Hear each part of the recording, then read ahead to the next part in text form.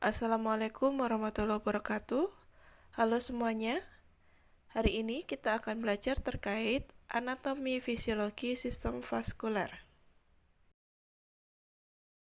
Setelah Anda mempelajari tentang anatomi fisiologi sistem vaskuler, diharapkan mahasiswa dapat menjelaskan fungsi darah, mengklasifikasikan jenis-jenis darah, menjelaskan proses pembentukan darah, menjelaskan proses pembekuan darah, menjelaskan anatomi fisiologi jantung, menjelaskan aliran pembuluh darah jantung, menjelaskan sistem konduksi jantung, dapat membedakan arteri, vena, dan kapiler, serta dapat menjelaskan sirkulasi pembuluh darah pada tubuh.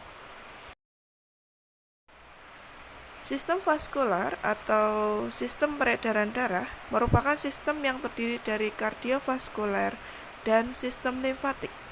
Pada sistem kardiovaskuler itu terdiri dari darah, jantung, dan pembuluh darah.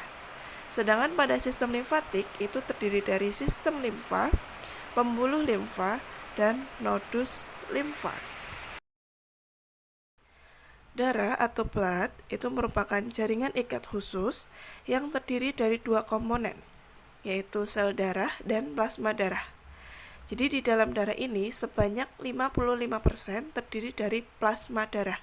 Sedangkan sisanya yaitu 45% itu terdiri dari sel darah. Nah, sel darah sendiri dia terdiri dari beberapa sel darah lainnya ya, yaitu ada sel darah merah atau eritrosit, kemudian ada sel darah putih atau leukosit, dan keping darah atau trombosit. Pada sel darah putih atau leukosit itu terdiri dari beberapa sel. Ada neutrofil, ada basofil, ada eosinofil, ada limfosit, dan ada monosit. Sedangkan pada plasma darah, dia terdiri dari albumin, globulin, dan fibrinogen. Darah pada tubuh manusia itu kurang lebih 8% dari total massa tubuh. Biasanya pada perempuan itu terdapat 4-5 liter darah. Sedangkan pada laki-laki atau pria itu terdapat 5-6 liter darah di dalam tubuh. Darah pada tubuh manusia itu sebenarnya berwarna merah, tidak berwarna biru. Nah, di gambar-gambar anatomi fisiologi biasanya dibedakan antara yang berwarna biru dan berwarna merah. Yang berwarna biru itu menandakan darah yang mengandung banyak oksigen, sedangkan yang berwarna merah itu adalah darah yang sedikit mengandung kadar oksigen atau terlalu banyak karbon dioksidanya. Nah, di dalam darah itu ada suatu zat yang namanya hemoglobin. Hemoglobin ini berfungsi untuk mengikat oksigen di dalam darah. Jadi kalau darah ini semakin merah itu berarti dia akan terdapat oksigen yang banyak. Sedangkan yang darahnya berwarna semakin merah gelap itu menandakan terlalu banyak kadar karbon dioksida. Nah, darah pada manusia sendiri itu ternyata lebih kental dari air ya. Jadi darah itu 90% atau 91% itu terdiri dari air. Sedangkan sisanya sebanyak 3% itu adalah protein, kemudian 0,9% itu adalah mineral, dan 0,1% adalah bahan organik. Nah, fungsi darah sendiri itu ada macam-macam ya, yaitu yang pertama mengambil karbon dioksida dari paru-paru dan mengedarkan ke seluruh tubuh, kemudian mengambil karbon dioksida dari seluruh tubuh dan membawanya ke paru-paru untuk dibuang, kemudian mengambil nutrien atau nutrisi dari usus dan mengedarkan ke seluruh tubuh, kemudian membuang zat sisa dan membawanya ke kulit dan ekskresi ginjal. Lalu fungsi selanjutnya adalah mengatur pH tubuh, suhu tubuh, dan kadar air dalam tubuh. Kemudian menjaga kestabilan tubuh atau homeostatis. Dan yang terakhir adalah sebagai fungsi kekebalan tubuh terhadap mikroorganisme patogen atau sebagai zat antibodi. Berikut ini adalah contoh gambaran sel darah pada tubuh manusia, di mana pada lingkaran kuning ini adalah sel darah merah atau eritrosit, kemudian yang berwarna hijau itu adalah sel darah putih atau leukosit, dan yang berwarna ungu ini adalah trombosit. Perhatikan gambar sebelah kanan, di mana gambar tersebut adalah gambaran darah dalam mikroskopik. Di sana kita bisa lihat ada monosit, ada eritrosit, ada platelets atau trombosit, kemudian ada limfosit, ada neutrofil, dan ada eosinofil. Trombosit atau red blood cell merupakan komponen utama dari sel darah, di mana dia mengisi kurang lebih 95%. Pabrik pembuatan eritrosit berasal dari sumsum tulang merah, limpa, dan hepar dengan masa hidup kurang lebih 14-15 hari. Bentuknya bikonkav, tidak memiliki inti sel, dan ukurannya kurang lebih 7,5 mikrometer. Jumlah di dalam tubuh itu kurang lebih 4-5 juta per milimeter kubik. Dia tidak dapat bergerak dan mengandung hemoglobin. Hemoglobin ini berfungsi untuk mengikat oksigen dan karbon dioksida. Leukosit atau sel darah putih atau white blood cells itu merupakan sel darah putih yang tidak berwarna, kemudian bentuknya dapat berubah-ubah, dan dia dapat bergerak karena memiliki kaki palsu atau pseudopodia. Fungsi utamanya adalah sebagai imunitas. Jadi di leukosit ini dia terdiri dari 60-70% neutrofil, kemudian 2-4% eosinofil, kemudian 0,5-1% basofil, lalu 20-25 limfosit, dan 3-8% monosit. Nah, pada limfosit ini nanti akan membentuk yang namanya sel T, sel B, dan sel NK untuk fungsi imunitas. Trombosit atau keping darah atau disebut dengan sel pembeku darah itu ukurannya lebih kecil dan bentuknya bermacam-macam. Kalau di dalam bahasa Inggris disebut dengan platelets ya. Kemudian jumlahnya itu kurang lebih 150.000 sampai 450.000 per milimeter kubik. Jadi saat terjadi luka, trombosit ini akan pecah dan mengeluarkan yang namanya enzim trombokinase. Jadi trombosit ini sangat penting sekali terutama dalam proses pembekuan darah. Plasma darah merupakan cairan berwarna kuning di mana terdiri dari 90% air, sedangkan sisanya adalah 7% protein albumin, globulin, dan fibrinogen. Sisanya 2% adalah zat ion, nutrien, produk sisa, gas, enzim, dan hormon. Albumin ini berperan sebagai osmosis atau menjaga keseimbangan air antara darah dan jaringan. Globulin berperan sebagai antibodi dalam respon tubuh serta membawa molekul hormon ke organ-organ. Sedangkan fibrinogen itu berperan dalam proses pembekuan darah. Hematopoiesis atau proses pembentukan darah itu terjadi di dalam sumsum tulang merah. Jadi ini contoh pada tulang femur. Ketika kita buka, di dalamnya terdapat yang namanya yellow marrow atau sumsum kuning. Nah, di dalam yellow marrow ini ada spongy bone, di mana di dalam spongy bone itu terdapat yang namanya sumsum tulang merah. Nah, sumsum tulang merah inilah terjadi yang namanya proses pembentukan darah. Jadi ini adalah gambar proses pembentukan darah pada sumsum tulang merah. Jadi sumsum tulang merah ini nanti akan mengeluarkan sel hematopoietik, kemudian dia akan membelah menjadi dua yaitu sel mielit dan sel limfoid. Sel limfoid ini akan membentuk yang namanya limfosit B dan limfosit T. Sedangkan pada sel miolit ini akan menjadi beberapa sel pembentuk eritrosit, leukosit, dan trombosit. Pada sel miolit itu nanti akan membelah menjadi 4, yaitu membentuk proeritroplas, mieloplas, monoplas, dan megakaryoplas. Pada proeritroplas ini nanti dia akan membentuk eritrosit atau sel darah merah. Sedangkan pada mieloplas ini dia akan membentuk sel leukosit ya. Jadi sel leukosit ini ada beberapa ya, di mana terbentuk acidophilic myelosit itu adalah cikal bakal terbentuknya eosinofil. Kemudian kalau basophilic myelosit itu akan membentuk basofil, sedangkan pada neutrophilic myelosit itu akan membentuk yang namanya neutrofil. Pada monoblas itu nanti akan membentuk yang namanya monocyte.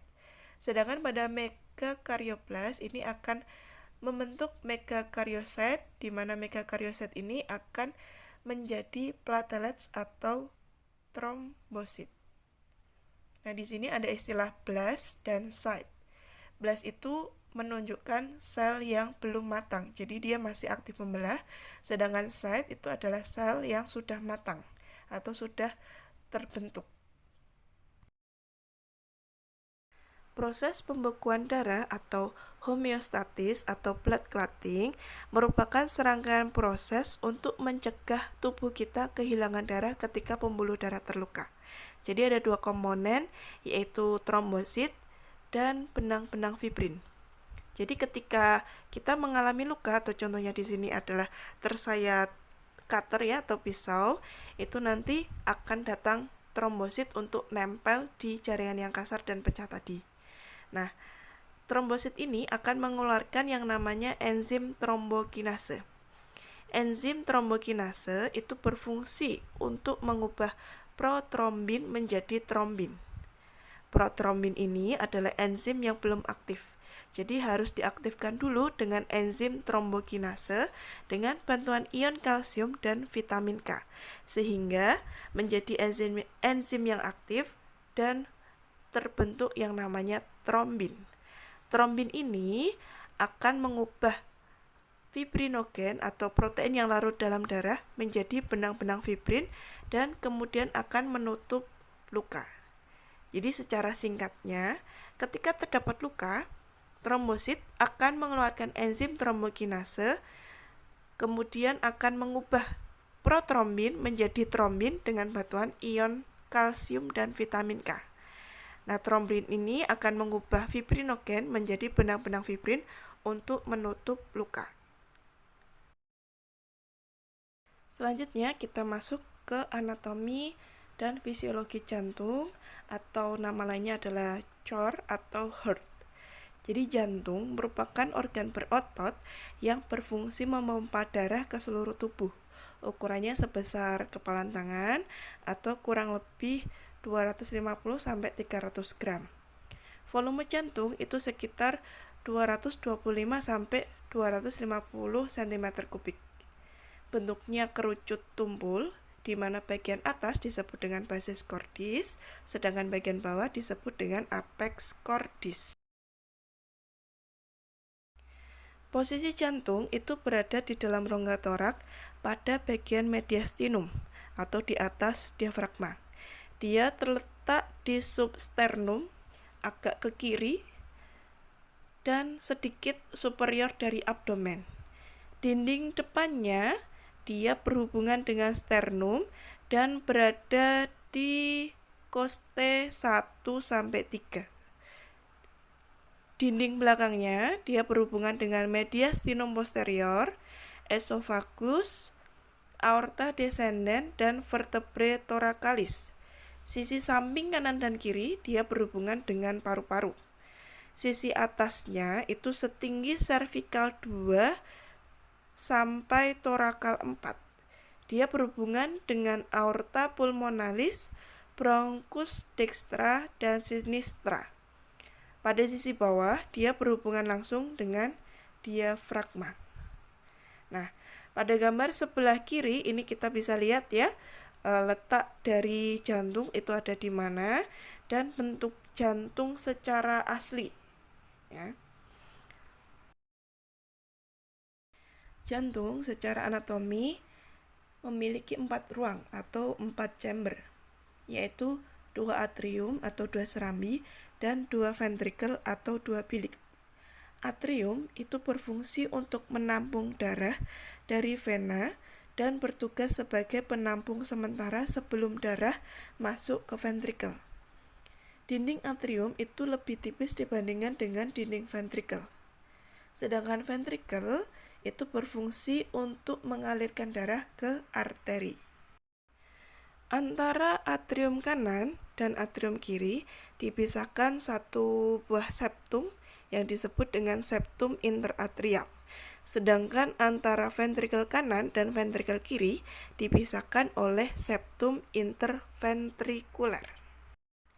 Jantung itu memiliki 2 katup, yaitu atrioventrikular dan semilunar.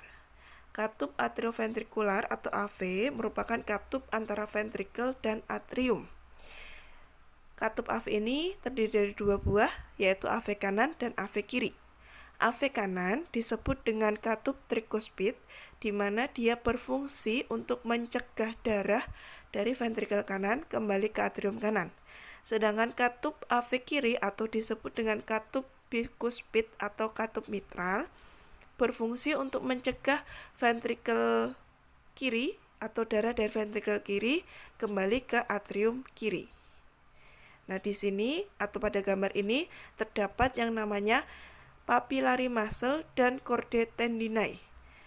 2 otot ini berfungsi untuk menarik katup bikuspid atau katup mitral. Sedangkan pada katup semilunar itu berfungsi sebagai tempat keluar masuknya darah dari ventricle dan aorta. Nah, ini adalah gambaran jantung tampak dari atas atau kita lihat dari potongan aksial. Jadi kalau kita lihat dari potongan aksialnya itu kita bisa melihat katup-katupnya. Di sini ada katup mitral, kemudian ada katup trikuspid, ada katup aorta, dan katup pulmonari. Jadi ketika terjadi proses pertukaran darah, keempat katup ini akan bergerak secara bergantian. Ketika katup trikuspid dan bikuspid membuka, maka otomatis katup aorta dan katup pulmonari akan menutup. Begitupun sebaliknya.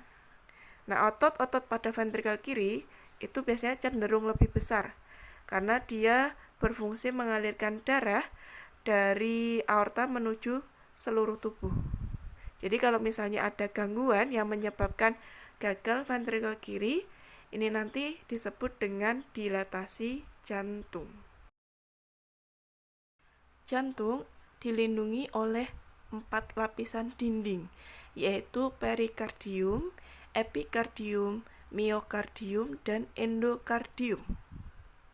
Perikardium adalah lapisan dinding terluar. Dia terdiri dari 2 lapisan, yaitu perikardium parietal dan perikardium visceral. Kedua lapisan ini akan bersatu membentuk basis cordis. Di antara lapisan visceral dan lapisan parietal itu terdapat rongga yang berisi sedikit cairan. Fungsi cairan ini adalah sebagai pelumas. Kemudian epikardium adalah lapisan otot jantung yang menutupi miokardium dari luar dan mengandung banyak jaringan lemak. Sedangkan miokardium adalah lapisan otot jantung yang paling tebal. Dia akan membentuk bandel-bandel otot, yaitu bandel atrium, bandel ventricle, dan bandel atrioventricle, di mana bandel atrioventricle ini memisahkan atrium dan ventricle. Kemudian endokardium merupakan lapisan terdalam dan lapisan yang paling tipis. Strukturnya serupa seperti tunika intima atau pada fasa darah disebut dengan endotelium. Fungsi dari endokardium ini adalah melapisi permukaan dalam rongga jantung sehingga tidak terhambat dalam aliran darah. Persarafan jantung atau sistem konduksi jantung merupakan proses kelistrikan pada jantung. Biasanya kita bisa lihat dalam EKG. Nah, saraf jantung itu terdiri dari saraf-saraf otonom, di mana ada dua saraf, yaitu saraf simpatis dan saraf parasimpatis. Saraf simpatis ini berfungsi sebagai kardioakselerator, sedangkan saraf parasimpatis ini berfungsi sebagai kardioinhibitor. Nah, proses persarafan jantung ini dilakukan oleh yang namanya sinoatrial node atau SA node, kemudian ada atrioventricular node, ada Purkinje fibers, ada atrioventricular. Jadi proses persarafan jantung ini bisa dilihat pada gambar ya, di mana rangsang pertama itu diterima oleh SA node atau sinoatrial node, kemudian mereka akan mengalir ke dinding atrium, kemudian diterima oleh atrioventricular node atau AV node. Setelah itu nanti akan mengalir ke AV bundle sehingga bercabang menjadi dua, yaitu bundle branches kanan dan kiri. Setelah itu dialirkan ke serabut Purkinje, kemudian dikirim ke dinding ventrikel untuk berkembang dan mengempis. Proses inilah yang dicatat di dalam EKG. Siklus jantung itu ada 3, yaitu sistol, diastol, dan istirahat. Nah, sistol, diastol ini kita bisa lihat melalui pemeriksaan tekanan darah. Sistol adalah kontraksi otot jantung, di mana tekanan yang dihasilkan otot jantung dalam mendorong darah dari ventrikel kiri ke aorta. Sedangkan diastol adalah proses relaksasi otot jantung, di mana tekanan pada dinding arteri dan pembuluh darah dapat mengakibatkan mengendurnya otot jantung. Kemudian ada fase istirahat, ini adalah fase antara sistol dan diastol. Ketika kita melakukan pengukuran tekanan darah, maka akan terdengar suara duk-duk-duk. Nah, suara itu berasal dari katup-katup jantung yang bekerja. Biasanya tekanan darah normal pada orang dewasa itu berkisar antara 100/60 mm Hg sampai 140/90 mm Hg. 100 di sini ya, atau angka pertama itu menunjukkan tekanan sistolik, sedangkan angka yang kedua itu menunjukkan tekanan diastolik. Kita masuk ke materi selanjutnya, yaitu pembuluh darah. Pembuluh darah berfungsi untuk mengalirkan darah menuju ke jaringan dan sebaliknya. Pembuluh darah itu terdiri dari 3, ada arteri atau nadi, kemudian ada vena atau pembuluh balik, dan ada kapiler. Pada gambar berikut menunjukkan gambaran pembuluh darah. Gambaran pembuluh darah kita bisa lihat pada sisi kiri, sedangkan pada sisi kanan itu adalah gambaran dari arteri. Jadi arteri itu berfungsi membawa darah keluar dari jantung. Dinding arteri itu terdiri dari tunika interna, tunika media, dan tunika eksterna. Dinding ini juga ditemukan di vena. Tunika eksterna atau adventitia merupakan lapisan terluar, memiliki jaringan pengikat yang longgar dan melekat pada fasa darah ke jaringan sekitar. Sedangkan tunika media merupakan lapisan yang paling tebal, tersusun dari otot dan memungkinkan terjadinya vasokonstriksi dan vasodilatasi. Pada tunika intima atau interna merupakan lapisan endotelium yang berada di atas lapisan tipis jaringan pengikat. Berfungsi sebagai barrier semi-permeable untuk zat-zat yang larut dalam darah. Arteri mampu menahan tekanan darah akibat adanya sistol ventrikel jantung. Lapisan ototnya juga lebih tebal dan penampangnya itu lebih bulat. Terdapat 3 jenis arteri utama. Yang pertama adalah arteri konduktor atau arteri terbesar. Dia memiliki tunika media yang mengandung banyak jaringan elastis, sehingga mampu mengembang saat sistole ventrikel jantung dan menguncup saat diastole. Contohnya adalah aorta, arteri pulmonalis, dan arteri karotis. Yang kedua adalah arteri distributif atau muskuler. Dia memiliki cabang-cabang yang lebih kecil untuk membawa darah ke organ tersendiri. Contohnya adalah arteri brachialis, arteri femoralis, dan arteri lienalis. Yang ketiga adalah arteriol atau arteri terkecil. Ukurannya paling kecil dan mengandung banyak serabut saraf. Dia berperan dalam suplai darah ke masing-masing organ. Di dalam arteriol itu terdapat meta arteriol yang berhubungan langsung dengan sistem kapiler. Meta arteriol ini berperan sebagai sphincter prekapiler atau mengatur seberapa banyak zat darah dan zat kimia yang dapat masuk ke organ. Setelah itu nanti dia akan masuk ke sistem kapiler dan akan berlanjut ke sistem vena. Gambar sebelah kiri ini adalah gambaran vena ya. Jadi vena berfungsi membawa darah ke jantung. Dindingnya sama seperti dinding arteri, yaitu terdapat tunika interna, tunika media, dan tunika eksterna. Pada vena itu terdapat katup-katup, sehingga aliran darahnya tidak dapat berbalik. Tekanan darahnya itu lebih lemah dibandingkan dengan arteri. Dindingnya juga lebih tipis dan tidak elastis, sehingga mudah dikenali karena letaknya dekat dengan permukaan kulit. Jadi kita bisa meraba vena ya. Kalau yang berkedut-kedut itu adalah pembuluh vena biasanya, kalau kita meraba pada kulit kita. Nah, di sepanjang pembuluh vena itu terdapat banyak katup yang disebut dengan valvula seminularis. Katup ini menyebabkan darah mengalir hanya ke satu arah. Contoh vena besar adalah vena pulmonalis, vena cava, dan vena jugularis. Sedangkan vena kecil atau venula ini akan berhubungan dengan sistem kapiler.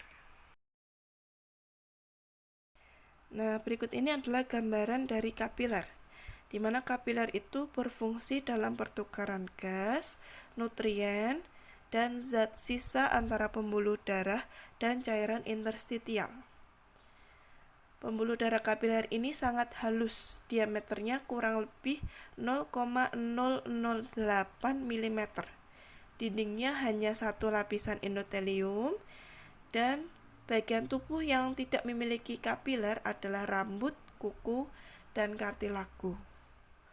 Fungsi lain pembuluh kapiler adalah sebagai penghubung antara arteri dan vena, tempat pertukaran zat antara darah dan cairan jaringan, tempat pengambilan sekret organ endokrin, sebagai tempat penyerapan zat gizi, dan sebagai penyaring darah pada ginjal. Nah, ini adalah tabel pembeda antara arteri dan vena. Jadi faktor pembedanya itu bisa dilihat dari dinding pembuluhnya, posisinya di mana, ketersediaan katup, kemudian apa yang terjadi jika pembuluh darah ini terluka, kemudian arah alirannya, denyut nadinya, dan juga kandungan yang dibawa oleh pembuluh darah tersebut. Selanjutnya kita masuk ke sirkulasi darah. Jadi sirkulasi darah pada tubuh manusia itu terdiri dari dua, yaitu sistem kapilaris dan sistem pulmonari. Sistem kapilaris atau sistem peredaran darah sistemik atau sistem peredaran darah besar itu berasal dari jantung ke seluruh tubuh, kemudian kembali lagi ke jantung. Kemudian kalau yang pulmonari kapilaris atau sistem peredaran darah pulmonal atau sistem peredaran darah kecil itu berasal dari jantung ke paru-paru, kemudian kembali lagi ke jantung. Berikut ini adalah alur sirkulasi darah. Jadi darah yang mengandung karbon dioksida nanti akan masuk ke jantung melalui vena cava superior dan vena cava inferior. Setelah itu nanti masuk ke atrium kanan, kemudian nanti akan masuk ke ventrikel kanan melalui katup atrioventrikular kanan atau katup tricuspidalis.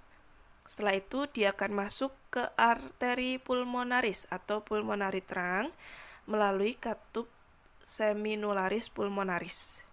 Nah, nanti di dalam paru-paru akan terjadi proses dioksigenasi dari karbon dioksida menjadi oksigen. Setelah itu nanti dia akan masuk lagi ke jantung melalui vena pulmonaris. Setelah itu dia nanti akan masuk ke atrium kiri, kemudian masuk ke ventrikel kiri melalui katup mitral, kemudian masuk ke aorta melalui katup semilunaris aorta dan dialirkan ke seluruh tubuh. Nanti akan terjadi pertukaran oksigen dan karbon dioksida di dalam kapiler. Setelah itu masuk lagi ke jantung melalui vena cava inferior dan vena cava superior. Ternyata jantung ini berhubungan langsung dengan pembuluh darah besar. Jadi pembuluh darah besar itu terdiri dari aorta, arteri pulmonalis, vena cava superior dan inferior, dan vena pulmonalis. Selanjutnya kita akan bahas satu persatu ya. Kita mulai dulu dari aorta. Jadi aorta ini memiliki 3 cabang utama, yaitu aorta ascendens, lengkung aorta, dan aorta descendens. Ini ya, pada gambar merah di tengah ini, nomor 1 itu adalah aortic bulb, kemudian nomor 2 adalah aorta ascendens, kemudian yang ketiga adalah arcus aorta atau lengkung aorta, dan yang keempat adalah aorta descendens. Cabang lainnya itu ada aorta thoracalis dan aorta abdominalis. Cabang utama pada arcus aorta adalah arteri carotis communis kanan dan arteri carotis communis kiri serta arteri subclavian kiri. Nah, ini nanti arteri ini akan mengalirkan darah ke beberapa organ dan juga ke area jantung dan paru-paru. Kita masuk ke coronary circulation atau sirkulasi jantung. Jadi jantung ini agar dia bisa bergerak kan membutuhkan makanan. Nah, makanan ini nanti akan dikirim oleh pembuluh darah jantung. Jadi struktur pembuluh darah jantung itu terdiri dari arcus aorta, aorta ascendens, dan arteri pulmonalis. Nah, arteri ini lebih banyak mengisi area jantung anterior, sedangkan vena itu lebih banyak mengisi area jantung posterior. Arteri utama yang memperdarai jantung itu ada 2, yaitu arteri coronaria dextra dan arteri coronaria sinistra. Arteri coronaria sinistra nanti akan bercabang menjadi arteri circumflex. Sedangkan arteri coronaria dextra itu akan bercabang menjadi 3, yaitu arteri atrial atau cabang terkecil, kemudian ada arteri marginal, dan arteri interventricularis posterior. Nah, ini nanti arteri interventricularis posterior akan menuju ke belakang dan bermuara ke vena. Vena yang memperdarai jantung disebut dengan sinus coronaria. Cabangnya terdiri dari anterior cardiac veins, kemudian great cardiac vein, small cardiac vein, middle cardiac vein. Jadi semua vena akan bermuara ke sinus coronaria, kemudian dialirkan ke jantung lagi melalui arteri coronaria. Selanjutnya, pembuluh darah yang mengalir ke area cerebral atau otak dan leher. Jadi dari arcus aorta nanti akan bercabang menjadi 3, di mana kalian bisa lihat pada gambar sebelah kanan ya, di mana pada arcus aorta ini nanti akan bercabang menjadi arteri brachiosepalik, kemudian bercabang menjadi arteri cartis communis kiri dan arteri subclavian kiri. Nah, di arteri brachiosepalik dia akan bercabang menjadi arteri subclavian kanan dan arteri carotis communis kanan. Nah, percabangan ini terjadi setinggi sternoclavicular joint. Kemudian arteri carotis communis kanan ini nanti akan bercabang dua, yaitu arteri carotis eksternal kanan dan arteri carotis internal kanan. Bifurkasio atau percabangannya setinggi C4. Untuk arteri carotis eksternal kanan, dia nanti akan memperdarahi leher anterior, wajah, dan bagian kulit kepala, serta meninges. Cabangnya itu berupa arteri facial, arteri maxillaris, arteri superficial, dan arteri occipital. Sedangkan arteri carotis interna kanan ini nanti akan memperdarahi hemisfer otak, kelenjar pituitari, orbita, hidung eksternal, dan bagian anterior otak. Nah, nanti arteri ini akan bercabang setinggi arteri serebral. Sirkulasi serebral atau peredaran darah pada otak itu berawal dari arteri vertebral kanan yang berasal dari arteri subclavian kanan. Dia akan masuk ke foramen transversum dari cervical. Kemudian dia akan masuk ke foramen magnum dan masuk ke dalam kranium atau ke dalam otak. Nah, pada sirkulasi serebral ini kita mengenal yang namanya sirkulasi Willis. Sirkulasi Willis itu terdiri dari arteri vertebralis, kemudian arteri basilaris. Kemudian arteri basilaris ini akan bercabang dua, yaitu arteri serebral posterior kanan dan arteri serebral posterior kiri. Nanti dia akan bergabung menjadi arteri carotis communis interna dan nanti akan bertemu dengan arteri communicating posterior dan anterior. Nah, di dalam sirkulasi serebral ini juga terdapat arteri carotis interna yang mana akan bercabang menjadi arteri cerebri anterior dan arteri cerebri media. Fungsinya yaitu memperdarahi otak bagian posterior. Sedangkan arteri vertebralis ini lebih memperdarahi otak bagian posterior. Pada cerebral vein itu terdapat 3 vena utama yang mengalir ke daerah kepala, wajah, dan leher. Nah, vena utama ini terdiri dari vena jugularis internal kanan dan kiri, di mana dia mensuplai area meninges. Kemudian cabang dari vena brachiosepalik kanan ini akan membentuk vena cava superior, di mana nanti dia akan masuk ke dalam atrium kanan jantung. Kemudian yang kedua adalah vena jugularis eksterna kanan dan kiri. Dia berfungsi untuk mensuplai kulit kepala dan sebagian besar wajah dan leher. Keduanya nanti akan bergabung menjadi vena subclavian. Yang ketiga yaitu vena vertebralis kanan dan kiri. Dia mensuplai area leher atas dan occipital. Vena ini akan masuk ke foramen transversal pada cervical, kemudian masuk ke vena subclavian. Nah, cerebral vein ini lebih sering disebut dengan sistem dural venous atau sinus dural, di mana saluran vena yang mengalir darah dari otak dan letaknya berada di antara lapisan durameter.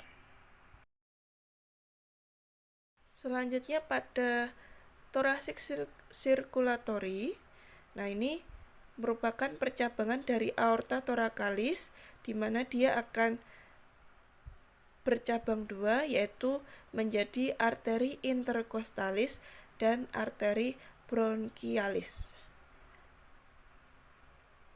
Nah, pada aorta thoracalis itu ternyata terdapat dua bagian, yaitu bagian somatik dan bagian visceral. Pada bagian somatik itu terdiri dari arteri interkostalis dan arteri superior phrenicus. Sedangkan pada visceral itu terdapat arteri brachial, kemudian ada arteri esofageal, ada arteri mediastinal, dan arteri perikardial. Sementara sirkulasi venanya itu terdapat dua vena besar, yaitu vena pulmonalis dan vena azygos. Sistem perdarahan pada abdomen itu berasal dari aorta descendens. Jika dia ke atas akan membentuk aorta thoracalis, dan jika dia ke bawah menembus diafragma setinggi lumbal 4 akan terbentuk aorta abdominalis. Cabang dari aorta abdominalis itu terdapat arteri phrenicus kanan dan kiri, arteri sulika, arteri mesentrik superior, arteri renalis, dan arteri gonadal. Selain itu juga terdapat celiac trunk, dan juga paling bawah terdapat arteri iliaca communis, di mana arteri iliaca communis ini adalah cabang aorta abdomen yang bifurkasio atau bercabang menjadi dua, yaitu arteri iliaca externa dan arteri iliaca interna. Pada arteri iliaca interna ini akan memperdarai organ pelvis dan glutea. Kalau arteri iliaca externa ini akan memperdarai ekstremitas bawah. Nah, pada celiac trunk ini dia memperdarai area gastrointestinal, di mana cabangnya ada arteri renalis, kemudian arteri gonadal. Kalau pada laki-laki itu disebut dengan arteri testicularis, kalau pada perempuan disebut dengan arteri ovarika. Selain itu ada arteri iliaca communis, di mana nanti dia akan menuju ekstremitas inferior atau memperdarahi ekstremitas inferior. Jadi pada gambar ini ada dua gambar ya, yaitu peredaran arteri dan juga vena. Yang membedakan kalau arteri ini dia membawa oksigen, sedangkan kalau vena dia lebih membawa karbon dioksida. Nah, gambar ini merupakan vena porta. Jadi ketika darah sudah mencapai daerah hepar atau daerah hati, nanti akan terjadi penyaringan dan kemudian dikembalikan lagi ke vena cava inferior oleh vena hepatica. Jadi cabang vena hepatica itu terdiri dari vena lienalis, vena mesenterica inferior, dan vena mesenterica superior. Ketika cabang ini akan bertemu dengan vena lienalis membentuk yang namanya vena porta system. Selanjutnya adalah sirkulasi pada ekstremitas atas, di mana pada arcus aorta nanti akan bercabang menjadi arteri brachiosepalik. Arteri brachiosepalik nanti dia akan masuk ke arteri subclavian kanan, kemudian dia masuk ke arteri aksilari. Setelah itu dia masuk ke arteri brachialis, kemudian masuk ke arteri ulnaris dan radialis, dan setelah itu dia akan masuk ke deep palmar arch dan masuk ke superficial palmar arch. Sedangkan pada sirkulasi ekstremitas bawah ini berasal dari aorta abdominal. Jadi aorta abdominal nanti dia akan bercabang atau mengalir ke arteri iliaca eksternal, kemudian masuk ke arteri femoralis, kemudian masuk ke arteri poplitea atau setinggi lutut, kemudian arteri tibialis posterior ini lebih memperdarai betis dan plantar. Kemudian pada arteri tibialis anterior itu lebih ke arah pergelangan kaki. Kemudian terakhir dia akan mengarah ke plantar arch. Nah, jadi bisa kita simpulkan ya, pada peredaran darah arterinya itu seperti ini. Jadi dari jantung itu nanti akan bersambung dengan yang namanya aorta. Aorta ini membentuk 3 cabang, ada aorta ascenden, kemudian arcus aorta, dan aorta descenden. Kalau aorta ascenden ini lebih ke arah jantungnya, sedangkan kalau aorta descenden itu lebih ke arah ke organ-organnya.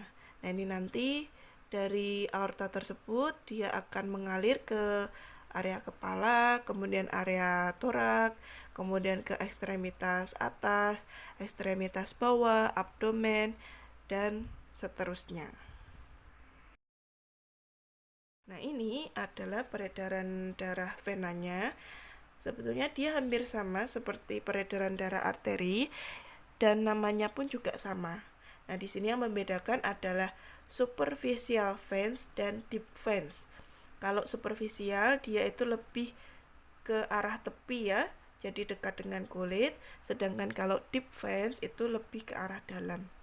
Biasanya untuk deep veins itu namanya sama persis seperti arteri. Sedangkan superficial itu biasanya namanya beda dari arteri.